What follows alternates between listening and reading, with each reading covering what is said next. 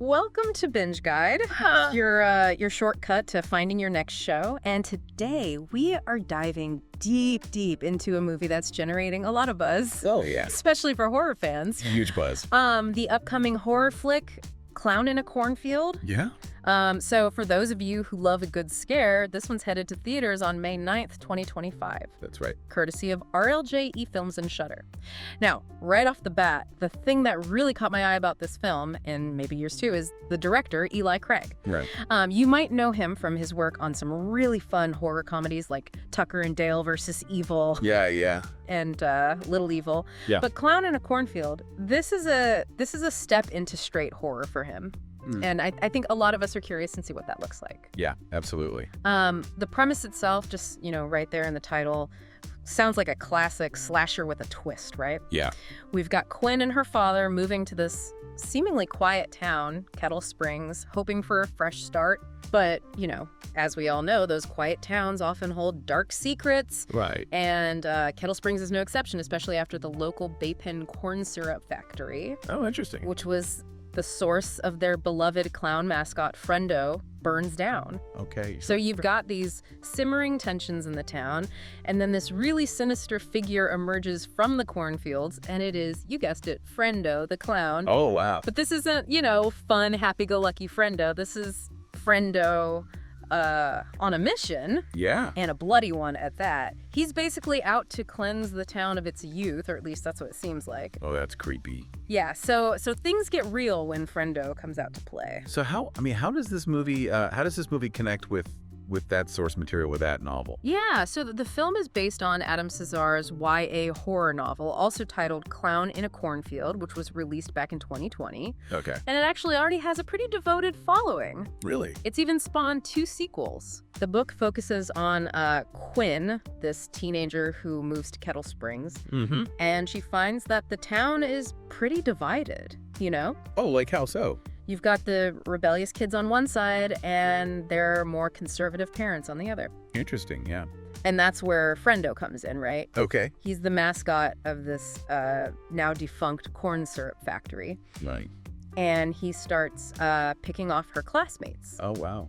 So Quinn and her friends, they have to figure out, who's behind the mask and how to survive. Yeah. The book, it's described as brutally violent, by the way. Oh, really? Yeah. This isn't a goofy horror comedy, despite the title might make you think that. Okay. And this brings us to Eli Craig, right? Yep. He's mostly known for his horror comedies, like Tucker and Dale. Right, yeah. So Clown in a Cornfield feels like a pretty big shift for him. It does. It seems like he's really stepping into more serious horror territory this time around. Yeah. And here's the interesting part. There are reports that the movie might still retain some comedic elements. Oh, okay. Which, that would track with Cesare's book, which has this dark humor running through it. Yeah. So it might not be all doom and gloom. Okay, so it's not just straight up terrifying the entire time? Well, it might be terrifying, but maybe with a few laughs along the way. Right, yeah. Gotcha. So that's something to keep in mind. And what about the style? How does it look? What's the visual style? Yeah, good question. So it premiered at South by Southwest, SXSW, earlier this year. Okay. And the early reactions suggest that it does a really good job of balancing humor and horror, but it definitely leans more towards horror. Okay. People have described it as an 80s style slasher, but with a modern Gen Z lens. Interesting. And it is rated R, hard R, which tells you something about the level of violence and gore you can expect. And from what I've heard, a lot of that is achieved with practical effects rather than CGI. Oh, cool. So that's always a plus in my book. I know. I agree. There have also been some comparisons to early 2000s slasher remakes and copycats. Oh, interesting. So there's definitely a nostalgic feel to it. Yeah. But it also seems to be bringing something new to the table. Okay. Okay. And of course we have to talk about the killer clown himself, Frendo. The trailer and some clips that have been released, they show us some pretty gruesome kills. Really? Including one that involves a weight bench, it's pretty messed up. Oh, geez. Yeah, and there are hints that Frendo's calling card might be this little jack-in-the-box. Oh, wow. So, if you're already scared of clowns, Oh, yeah. yeah, this one might take it to a whole new level Right. for you. Well, it seems like it's playing with a pretty, with a well-established trope, right? Yeah. Evil clown. Yeah. Like Pennywise, you have Art the Clown. Absolutely. So I wonder, like, how does Frendo fit into that? Yeah, that's a good question. I think they're definitely aware of those comparisons, and they seem to be trying to make Frendo his own distinct kind of terrifying... Right, carve out his own space in that world. Yeah. Cool. And it's interesting, you've got this image of a clown, which is already kind of unsettling to a lot of people. Yeah. Emerging from a cornfield. Right. Which is also, there's something kind of inherently creepy about a cornfield. Especially at night. Oh, yeah, especially at night. Yeah. So you're playing with a lot of primal fears there, I think. For sure. Now, the novel itself actually has some interesting social commentary, particularly about the divide between generations. Oh, okay. Do you get a sense of whether the film will carry that through? It seems like, well, yeah. From what I've read, it sounds like it's going to touch on like some issues that are really relevant to teenagers today, like school safety concerns, and just the anxieties of growing up in today's world, and Kettle Springs, with that fractured community. It's a perfect setting for exploring that kind of stuff. Yeah, for sure.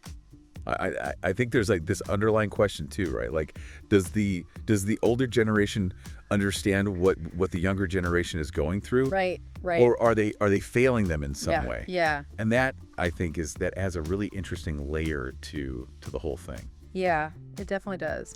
So who are the actors who are bringing these characters to life? Okay, so we have Katie Douglas playing Quinn. Okay. Aaron Abrams is her father. Carson McCormack is playing Cole. Kevin Durand is Arthur Hill, the town mayor, and Will Sasso is playing Sheriff Dunn. Wow, so that's a pretty solid cast. It is, yeah. What are people saying about the performances? Well, from what I've read, the early reviews are actually really positive. Oh, good. Especially about the young cast. Okay. They're saying that the teenagers, the actors playing the teenagers are really believable, right, and relatable, which I think is so important in a movie like that. Totally, yeah. Because you have to care about those characters, right, for the scares to really work, Yeah, absolutely. for the tension to build. For sure. So that's a good sign. Yeah, it sounds like it. Yeah. So the film premiered at SXSW back in March. Right. What was the reception like? The initial reception was really good. Okay. It's got a pretty high score on Rotten Tomatoes right now. Oh, wow. Based on those early reviews, critics are calling it lean, mean. Oh, okay. A good teen slasher with a good balance of gore and comedy. Oh, cool. So yeah, it's coming out May 9th. Yeah. In the U.S. In theaters. Yeah. And then on Shudder after that. Okay. Cool. And it has international distribution too. So. Oh, wow. It's going to be. It seems like it's going to have a pretty wide reach. Yeah. Sounds like it. Have they been doing anything interesting with the marketing? Oh yeah, they've been really promoting Frendo. Okay. He showed up at SXSW. Oh, wow. And WonderCon. Really? Yeah, like kind of invading these events. That's awesome. Which helps build that hype. Yeah. It shows how menacing he is. Yeah. Gives people a taste of what to expect. Yeah, for sure. And there was even like a funny little thing online where Frendo was interacting with an Art the Clown cosplayer. Oh, cool. Which is just a fun way to get horror fans talking. Yeah, absolutely. Yeah. So, it sounds like Clown in a Cornfield has the potential to be a really fun, it does, but maybe even thought-provoking horror movie, right? Right. It's taking those classic slasher tropes, but giving them a modern twist. Yeah. The gore is there, and it sounds like it's well done. With practical effects. Yeah, with practical effects. Which is always good. And then you have that underlying social commentary, which is always interesting. Yeah. So there's a lot to unpack there. Right. Big question is, will Frendo become like a new horror icon? Right. Will he join the ranks of Pennywise and those guys? Yeah. Will it be a successful adaptation? Right. And will it, could this be the start of a new horror franchise? Yeah. Those are the questions. So you'll have to check it out. Yeah. May 9th in theaters, on Shudder after that. Yeah. To see if if it lives up to the hype. And that's our deep dive into A Clown in a Cornfield. Yeah. For this edition of Binge Guide, your shortcut to finding your next show. Your next show. We hope this gave you a good sense of whether this might be the one for you. Absolutely. And we'll see you next time. See you next time. For another deep dive into what could be your next binge watch. Your next binge watch.